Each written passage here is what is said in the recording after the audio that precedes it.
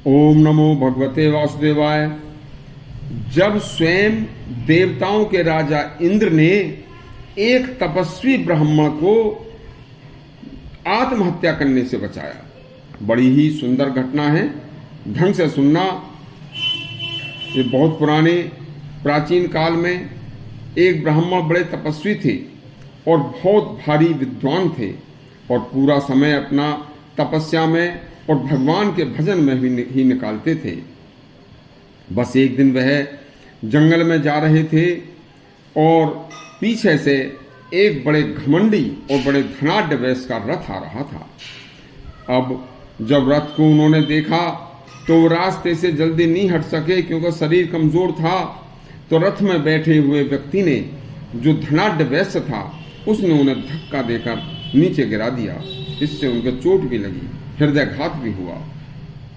अब क्या हुआ था, उन्हें बहुत ही आत्मग्लानि हुई कि यह आज यदि मैं इतना गरीब और निर्धन और कमजोर न होता तो यह रथ वाला बहुत ही धनाढ्य व्यक्ति मुझे आज अपने बल से इस तरह से मेरी बेइज्जती न करता।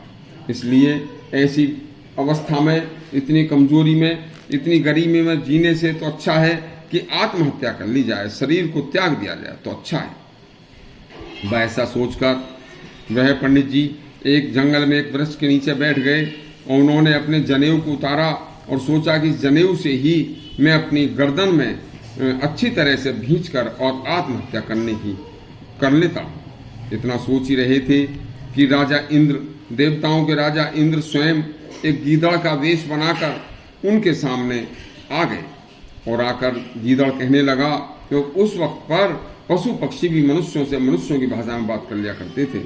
गीदड़ ने कहा, पंडित जी आप यहाँ कैसे पड़े हो? पंडित जी ने अपनी सारी व्यथा सुनाई कि भाई मैं निर्धन हूँ और गरीब हूँ। गरीब और निर्धन की इस दुनिया में कोई किसी प्रकार की इज्जत नहीं है, उसका रहना बेकार है।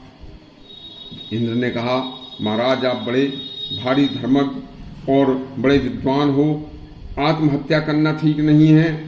आप ऐसा करो कि ईश्वर के ऊपर छोड़ दीजिए, सारी बात ईश्वर के ऊपर छोड़ दीजिए। देखो मैं तो गीदड़ हूं लेकिन मरना मैं भी नहीं चाहता, और जबकि आप तो एक ब्राह्मण हो और सारी दुनिया में मनुष्य का जो शरीर है बड़ी मुश्किल से मिलता है। इस शरीर में कभी भी ऐसा नहीं सोचना चाहिए कि जो प्रकृति के विरुद्ध हो। देखो मेरे शरीर में तो मेरे शरीर में तो हाथ भी नहीं है, मेरे पूरे पैरों में कांटे लगे हुए हैं और मैं कांटों को हाथ न होने के कारण निकाल नहीं सकता। देखिए मैं वर्षा में, शीत में, गर्मी में अपनी रक्षा नहीं कर सकता। जो दुख बिना हाथ के दीन, दुखी, दुर्बल और बेजुबान प्राणी सहते रहते हैं, सौभाग्य से वे सब आपको सहने पड़ रहे हैं? नहीं, भगवान की बड़ी कृपा है। देखिए मैं गीदड़ हूं, इसके अलावा कीड़े, चूहा, सांप, मेंढक दूसरी योनि में जो उत्पन्न हुए हैं उनकी हालत और ज्यादा खराब है। आपको तो इतने ही लाभ से संतुष्ट रहना चाहिए, इससे अधिक और आपको क्या चाहिए कि आपके दो हाथ मौजूद हैं, चलने के लिए पैर हैं। मुझे ये कीड़े काट रहे हैं, कांटे लग रहे हैं, किंतु हाथ नहीं होने के कारण मैं इनसे छुटकारा पाने में असमर्थ हूँ। लेकिन आत्महत्या करना बड़ा पाप है, यह सोचकर मैं कभी नहीं आत्महत्या की नहीं सोचता, जिससे मैं इस नीच योनि से नीचे गिरूं। इस समय मैं श्रृंगार योनि में हूँ और यह योनि नीच है, इससे भी आगे और नीच योनियां हैं, यदि उनमें चला गया तो क्या होगा। देखिए माया का चक्र है, जो नीच से नीच प्राणी है वे भी योनियों में प्रसन्न है, वे अपना शरीर छोड़ना नहीं चाहते। यही नहीं, आप लंगड़े लूले पक्षाघात से पीड़ित मनुष्यों को तो देखो कि वो भी अपना शरीर छोड़ना नहीं चाहते। फिर आपका शरीर तो निरोग है, अंग पूर्ण है तथा लोक में आपको कोई बुरा नहीं कह सकता। आपको तो प्राण त्यागने का विचार भी नहीं करना चाहिए। अपने पूर्व जन्म में मैं भी एक पंडित था। उस समय देखिए एक थोती विद्या पर मेरा विशेष प्रेम था। मैं उन सभाओं में तरह तरह के कुतर्क किया करता था। जो लोग सद्विचार में लगे रहते थे मैं उन्हें बुरा भला कहकर और बढ़ चढ़कर उन्हें बातें बनाया करता था। मूर्ख होने पर भी अपने को मैं अपना बड़ा पंडित मानता था।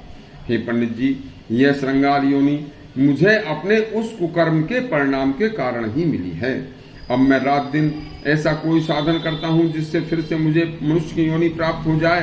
उस योनि में संतुष्ट और सावधान रहूं, जानने योग्य वस्तु को जान सकूं और त्याग योग वस्तु को त्याग सकूं। अब कश्यप जो ब्राह्मण थे, उन्होंने आश्चर्यचकित होकर कहा कि तुम बड़े कुशल और बुद्धिमान हो, श्रृंगार होकर भी ऐसा कहकर ऐसी दृष्टि ज्ञान रखते हो। मुझे मालूम हुआ कि यह देखिए, अब मैं क्या बताऊं, मैंने आपको जान लिया कि आप इंद्र हैं। यह जानकर बस मैं आपकी पूजा करता हूं और आपकी आज्ञा पाकर घर लौट रहा हूं।